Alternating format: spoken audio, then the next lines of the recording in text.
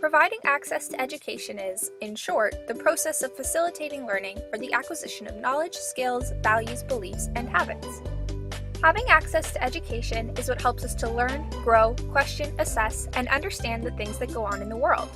From simple things like learning to read and write to more complex things like various forms of science and math. Without access to these things, many opportunities are not available or become severely restricted. This often perpetuates cycles of generational poverty. Having access to an education lets a person become an active contributing citizen and allows them to consider and embrace as many opportunities as possible. Although it seems so basic, there are many people throughout the world who are still being denied access to an education. This tends to occur for the three following reasons: cultural, economic, or circumstantial. For example, in some countries, girls are denied access to an education simply because they are girls.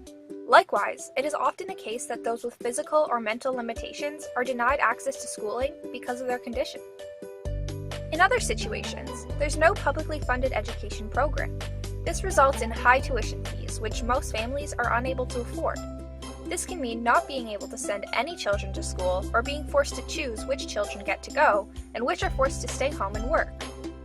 While essential, education is also an expense and many governments choose to limit their funding towards. This often results in schools not getting built, teachers not getting paid, and learning materials not getting purchased. Other barriers to accessing education are things like ongoing armed conflict, distance to the nearest school, the availability of teachers, and natural disasters. All of these circumstantial things are hard to predict and often very difficult to overcome.